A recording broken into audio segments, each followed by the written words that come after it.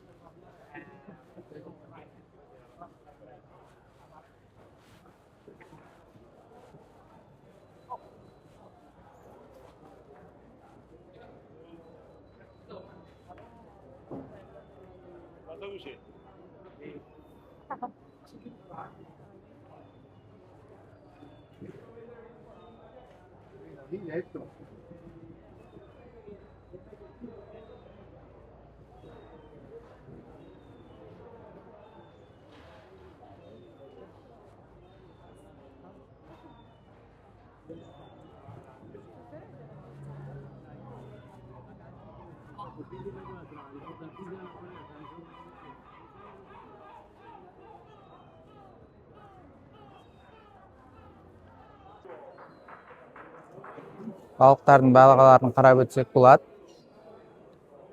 Бұл жерде аш-шаяндар, не көріп отырсыздар, және тірі балықтар да бар.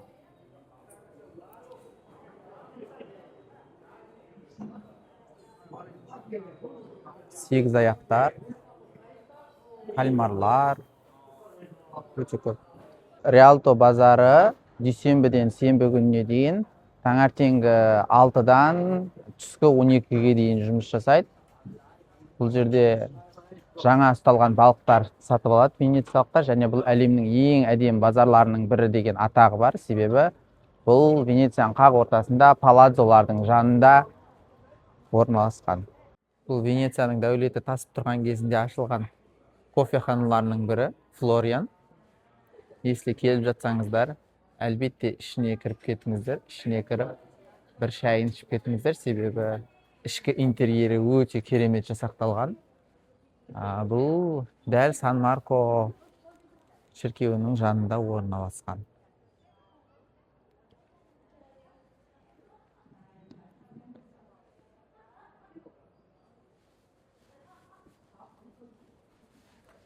Қазір ішіндегі менюін көретін боламыз.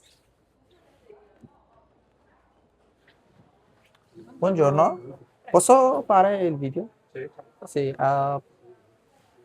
No, posso vedere il menu?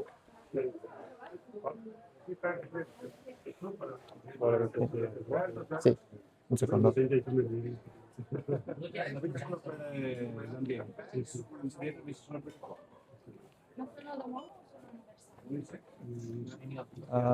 Menu.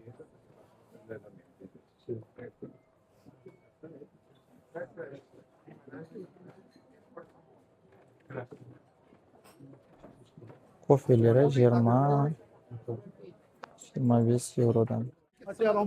Достар, бұл Риалто көпірі. Білесіздер, Венецияның бүкіл суреттерінде осы көпір болады. Бұл көпірдің тарихы өте қызық. Бұл алғашында негізінде ағаш көпір болған. Яғни ашылмалы, жабылмалы ағаш көпір, бірақ кейіннен 1-2 рет өртке оранғаннан кейін оны тас көпір етіп салу ойластырылады. Бұл таза Ренессанс стиліндегі көпір. Қараңыздар, астынан кемелер өте алады қазірде. Мынандай үлкен аркада салу ол заманда шындығында қатты бір мүмкін болмады. Бірақ венециялықтар бүкіл ақшасын осы көпірге жұмсап осындай бір керемет өнер туындысын салған. Және бұның бір қызық жері, бұл көпірдің үстінде магазиндер бар, яғни дүкендер, дүкен сөрелері. Білесіздер, Венеция бұл базарлар қаласы, сондықтан бұл жерде базарлар болуы сөзсіз. Және бұл көпірдің үстінде не үшін базарлар бар, көпірге зиян емес па деген сұрақ тууы мүмкін. Бұл көпірді қараңыздар, бұл көпір кәдімгідей екі жаққа қарай керіліп тұр. Және бұның үстінен ауыр нәрсе қойылуы керек, себебі екі жаққа қарай былай керіліп тұруы үшін. Сол үшін жоғарысына базарлар салынған. Және базарларының салыну себебін де білесіздер, Венеция басқа нәрсе салғаннан гөрі базар салуды жөн санайды, себебі мына жерде барлығында палацолар. Және бұның жанында Риалто базары бар.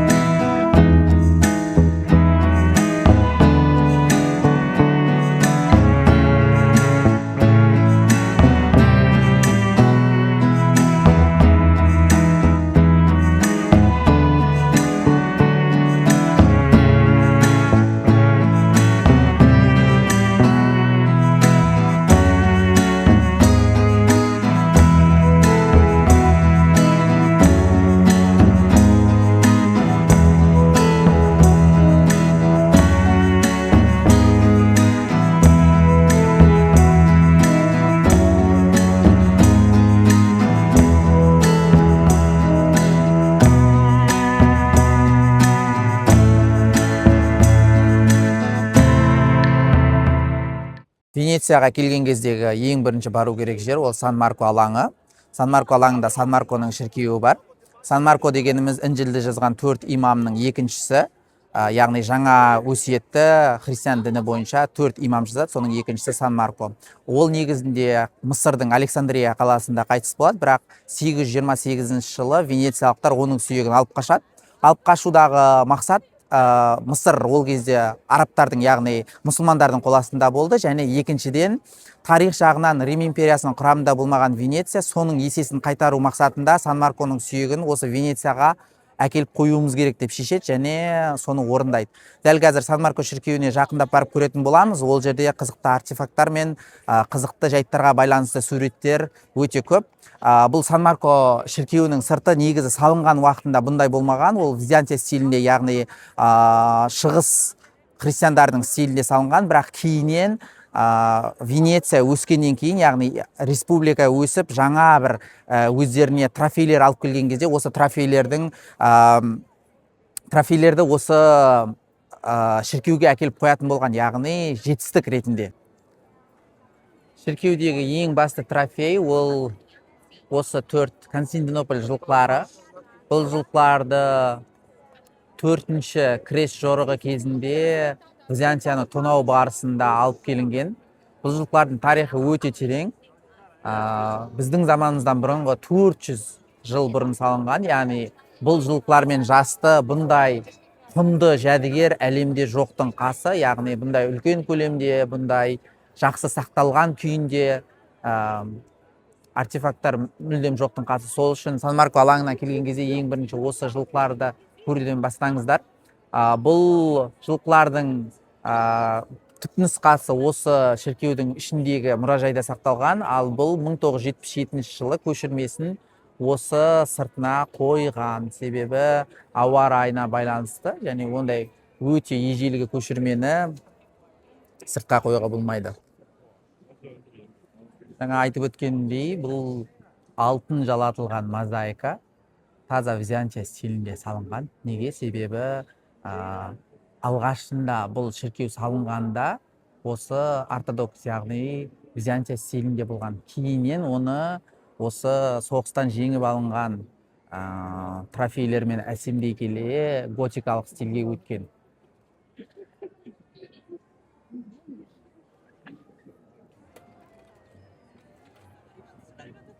Шіркеудің ең бірінші көзге түсетіні ол алтын арыстаны.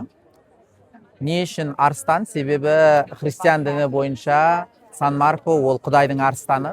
Сол үшін қаланың кез келген жерінен арыстанды көруге болады. Яғни бұл Сан-Марконың христиан дініндегі белгісі болғандықтан қазіргі Венецияның жалауында да осы қанатты арыстанның белгісі бар. Венецияға келген кезде білу керек, айыппұлдар бар. Білесіздер, заңды білмеу сіздерді міндеттерден шығармайды. Яғни заңды білмесеңіздер де сіздер айыппұлды төлеуге міндетті боласыздар. Оның ең біріншісі кептерлерді тамақтандыру. Кептерлерді тамақтандырудың құны 500 еуро. Одан кейін шайтан арба айдауға болмайды. Одан кейін баспалдақта отырып тамақ ішуге болмайды. Сосын каналдарда суға түсуге болмайды. Және ең соңғысы жағажайлық киіммен Венецияны аралауға болмайды. Сондай айыппұлдар бар. Соны келген кезде ескере жүріңіздер, біле жүріңіздер. Сан-Марко шіркеуіне кіретін тағы бір жол бар. Ол мына оң қапталынан келген кезде христиандарға, яғни мінәжат ету үшін арнайы жер бөлінген. Сол жерге келіп, шіркеудің ішін көрсеңіздер болады. Жалпы бұл лайфхак кез келген Еуропадағы шіркеулермен жұмыс жасайды. Себебі кез келген шіркеуде бөлек бір бөлме, яғни арнайы мінәжат етушілерге бөлек қойылады. Яғни Миланодағы Дуомо болсын, Венециядағы Сан-Марко болсын. Бірақ енді Сан-Маркода кішкене уақытпен таңертең ерте келсеңіздер, тегін кіруге мүмкіндік бар. Әрине ол бүкіл ішін көре алмайсыздар, яғни қасиетті имамның жатқан моласын көре алмайсыздар, бірақ ішінде қандай екенін көруге болады. Қазір мен сіздерге көрсететін боламын. Шіркеудің іші алтын мозаикаларға толы. Бұл алтын мозаикалар шығыс христиандар стилі, яғни византиялық стилді еске түсіреді. Айя Софияның ішінде жүргендей сезім қалдырады, себебі бұл шіркеуді Айя Софиядан шабыт алып салған. Ішінде көру керек нәрселерден біріншісі Сан-Марконың табыты, яғни Пала де Оро, яғни алтын табыт деп аталатын табыт.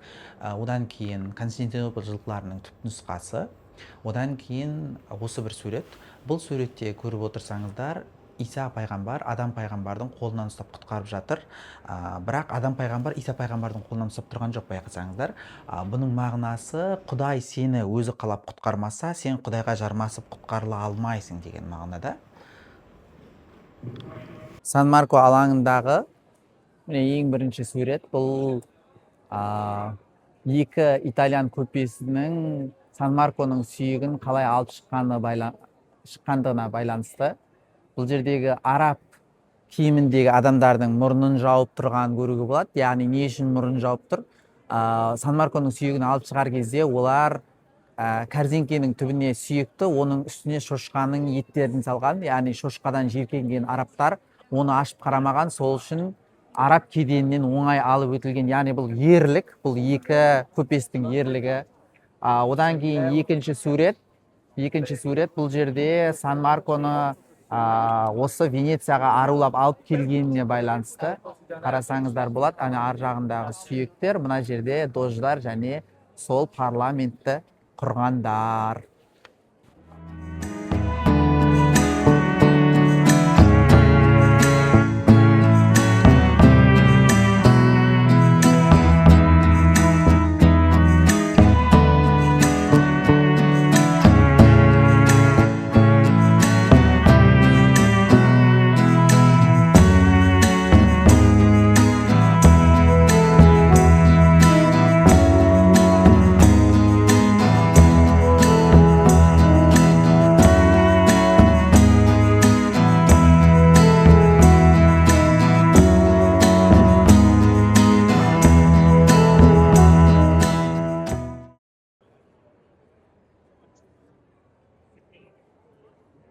Дождың сайрайының колонналарының арасында мына екі колоннаның түсі басқаша.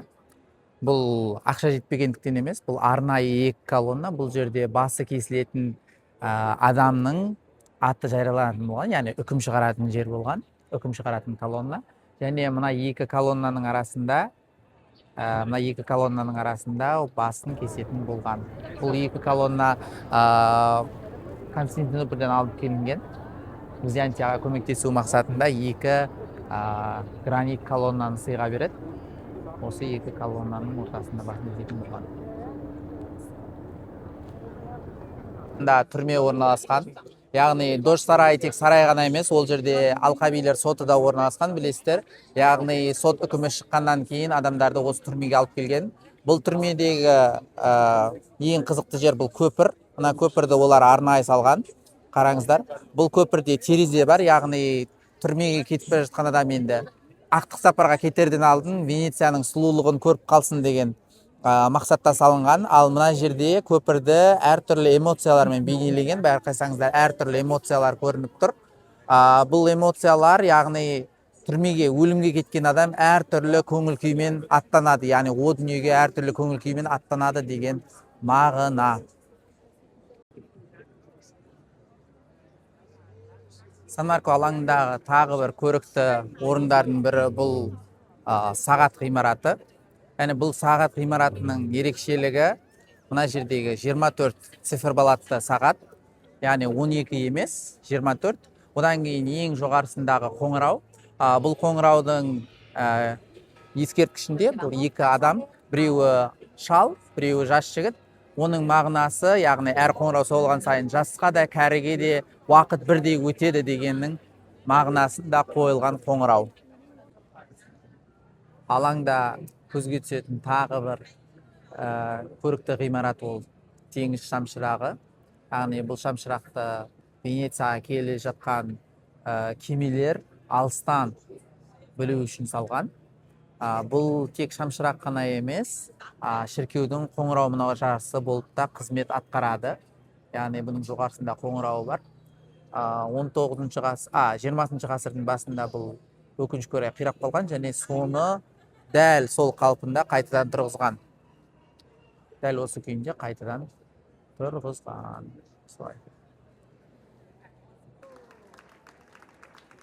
Сан-Марко алаңындағы мына ақсызықтар не десеңіздер, бұл ақсызықтар ежелгі жәрмеңкенің орындары, яғни бұл жерде кемелер арғы жақтан келеді және мына жерге тауарларын әкеліп сата бастайды. Міне осы ақсызықтар, яғни ақ мәрмәрден қойған бұл сауда орындары кәдімгі.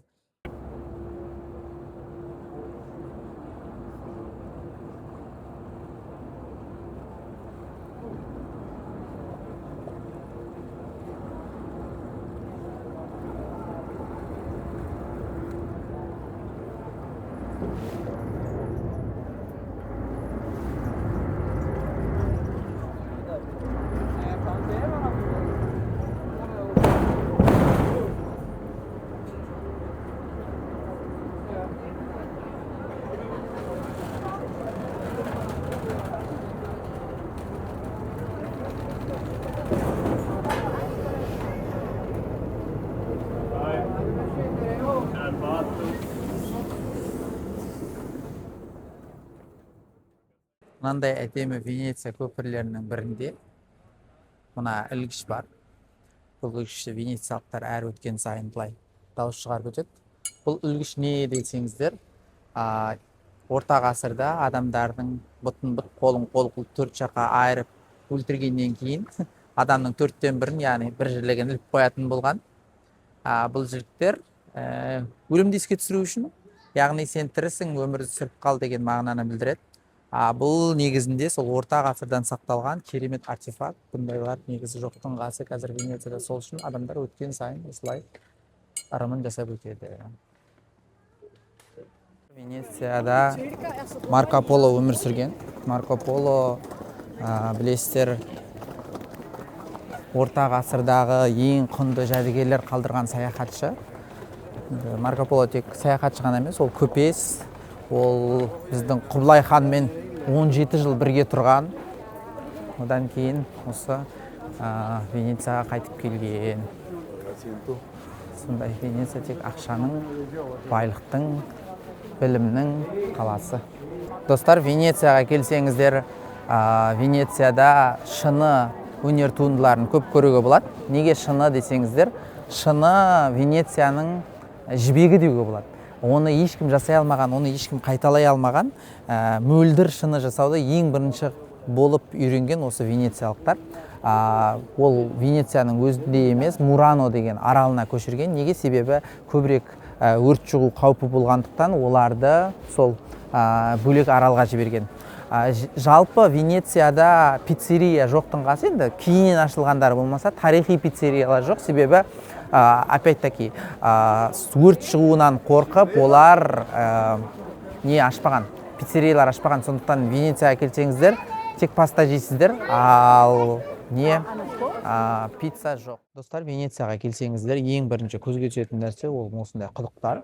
Бұл құдықтардың жұмыс істеуі өте қызық, және бұл құдықтардың инженерлік бір құпиялары бар.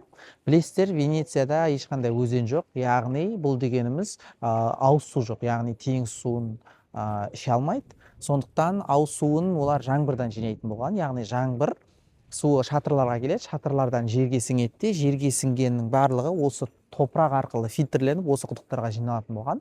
Бұл құдықтар ауыз суды жинақтайтын, яғни котлован қызметін атқарған.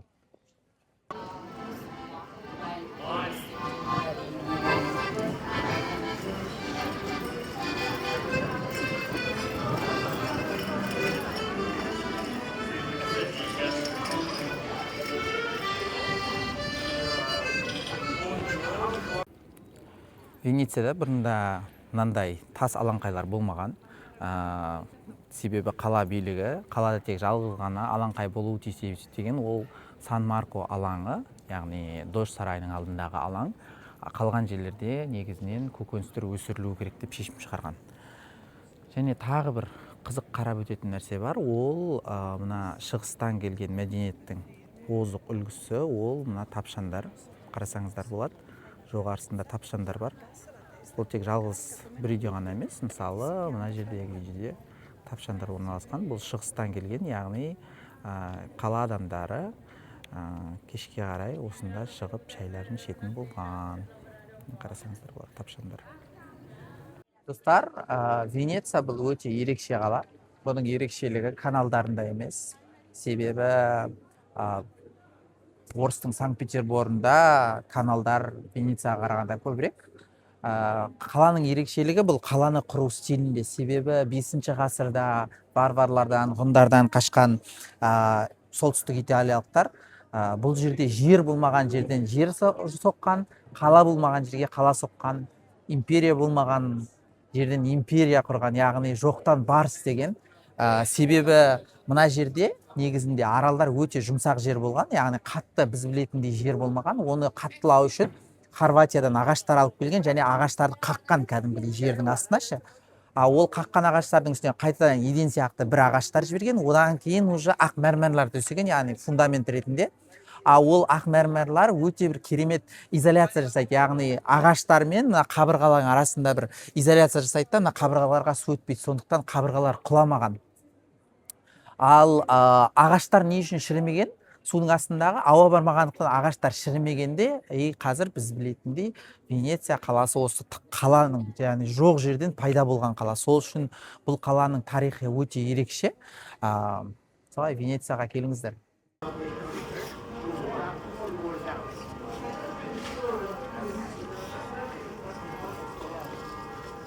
Венецияға келсеңіздер, осы гондоласымен танымал, білесіздер. Барлық гондоланың басында мына темір тұрады. Бұл темірдің мағынасы, мына үлкен несі Дождың бас киімі, ал мына 6 тісі ол 6 районы Венецияның. Мына жердегі ескек қоятын ағашы арнайы бүтін ағаштан ойылып, әр қайықшының бойына шақталып жасалады. Сондай, құрметті достар. Гондола негізінде бұрында үсті жабылатын кәдімгі көлік іспетті болған, бірақ қазірде тек туристер отыратын ғана көлік. Барлықтарыңыз Венеция карнавалы туралы естіген шығарсыздар. Венеция карнавалы ол әлемдегі ең танымал карнавалдардың бірі. Карнавал, карневале, яғни еттің кетуі деген сөзден шыққан. Ет қайда кетіп жатыр десеңіздер, жалпы христиан діні бойынша Пасхадан 40 күн бұрын олар ораза ұстайды. Сол оразадан бұрын, 3-4 күн бұрын карнавал тойлайтын болған, яғни еттің кетуін, яғни оразаның басталуын тойлайтын болған. Біздіңше айт деген сияқты ғой, сол айтты тойлайтын болған. Бұл карнавалдарда маскаларды киюдің де өзінің реті болған. Бұл қан мен қараша, бай мен кедей, сол бір 3 күн теңеледі, яғни наурызда бізде күн мен түн теңеледі, бай мен кедей теңеледі деген сияқты. Бұларда карнавалда бай мен кедей, қан мен қараша тең келетін болған. Одан кейін бетперделердің жалпы Венеция тарихындағы мәні зор. Білесіздер, казиноға кіріп келуге міндеттелген, одан кейін сайлауға түсетін кезде бетперде киіп дауыс беретін болған. Қарапайым халық емес, бірақ жаңағы парламенттегі 300 адам осы бетперде киіп келіп дауыс беруге міндеттелген. Венецияға келсеңіздер, осындай шыны өнер туындыларын өте көп кездестіруге болады. Неге шыны бұйымдары? Себебі Венеция, бұл Венецияның жібегі деуге болады. Себебі жібекті қытайлар қалай сауда тауарына, сауда маркасына айналдырса, Венецияда шыныны дәл солай сауда маркасына айналдырған. Себебі мөлдір шыныны ең алғашқы болып жасай алған ол венециялықтар, және оның құпиясын ешкімге ашпаған. Тіпті кейбір жылдары шыныны балқытқан кезде кішкентай моншақтары қалады ғой, сол моншақтарын сауда тиын ретінде де қолданған. Ол шыны зауыттары негізінен Венецияның ішінде емес, Мурано деген бөлек аралда. Неге? Себебі өрт шығу қаупінен қорыққан венециялықтар оны арнайы аралға орналастырған. Сол себептен де, өрт шығу қаупі бар себептен де Венецияның ішінде тарихи пиццериялар жоқ. Енді қазір пицца табуға болады да, бірақ тарихи жоқ. Себебі тарихи пеш салуға Венецияның ішінде рұқсат етілмейді. Достар, мен дәл қазір Гранд Каналдың жанындамын. Бұл үйлер, Венецияның үйлері, палаццо деп аталады, яғни палаццо сарайлар. Бір сарай, бір отбасыға тиесілі болған, яғни бір ғимарат, бір көпестік үйі деген сияқты. Бұл ғимараттардың бірінші қабаты негізі тұрғын қабаттар емес, бірінші қабаты әрқашан қойма болған. Яғни көпестер кемелер мен заттарын алып келгеннен кейін, ол бірінші қабаттағы қоймаға сақтап, қалған қабаттарда өз тұрған. Яғни Гранд Каналдың жанында біз болған Риалто базары бар, яғни қойма мына жерде, базар жанында. Және кейінен Венеция билігі, бұлар палаццо деп аталмайды қазір, бұлар каза деп аталған кейінен. Себебі Венеция билігі палаццо тек біреу ғана болу керек деген шешім шығарған, яғни дождың палаццосы болу керек, қалғандары каза деп аталған. Сол үшін үй, яғни итальянша. Осындай Венеция палаццоларының жанында бір өте қызық үй бар. Қараңыздар, ешқандай ою өрнегі жоқ, бірақ түп түзу салынған. Бұл не десеңіздер, бұл 15 ғасырда неміс көпестерінің салған сауда үйі. Сондықтан бұл осындай ерекше үй. Яғни ешқандай венециялық мақтан жоқ. Мысалы қараңыздар, венециялық стильде бұл колонналар болу керек, бір ою өрнектер болу керек. Бірақ мына жерде керемет бір үлгісі, мынау венециялық стильде, ал мынау немістердің салғаны. Яғни немістер өзі осындай практичный үйлер салады. Бұл сауда үйі. Венеция үйлеріндегі бір айқын ерекшелікті айтып өткім келеді. Қараңыздаршы, терезелердің симметриясы кейде сақталмаған. Не үшін терезелердің симметриясы көп сақталмайды? Себебі қабырғалардың ортасына я мұржа, я қабырғаны тіреуші бөлек қабат түсу керек. Мысалы, мына жерде терезені тұсалмайды, себебі терезенің орнында мына қабырғаны тірейтін бөлек кішкене екі тас артық қаланған. Қабырға құлап қалмау үшін. Мысалы, мына жерде мұржа бар деген сияқты. Қараңыздар, мына жерде терезе түспейді, себебі мына жерде мұржа тұр.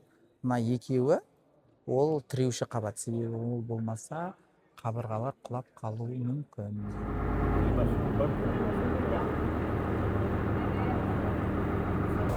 Достар, мен дәл қазір әлемдегі ең алғашқы ашылған казиноға барып жатырмын. Білесіздер, ең алғашқы казино осы Венецияда заңдастырылған және ресмилестірілген. Қараңыздар. Жалпы кез келген казино қаласы, мысалы Макао болсын, Лас-Вегас болсын, екеуінде де Венецияның құрметіне казинолар ашылған. Осы казиноның құрметіне, себебі бұл казинолардың бір атасы іспетті. Венеция казиносы 1638 жылы ашылған, әлемдегі ең алғашқы казино. Бұл казинолардың атасы.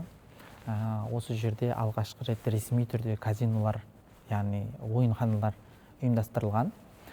Білесіздер, енді бұл казино мәдениетін қалыптастырған. Және бұл жерде адамдар маска киіп келуге міндеттелген. Неге? Себебі ешкім кімнің ұтылғанын, кімнің ұтқанын білмеу мақсатында.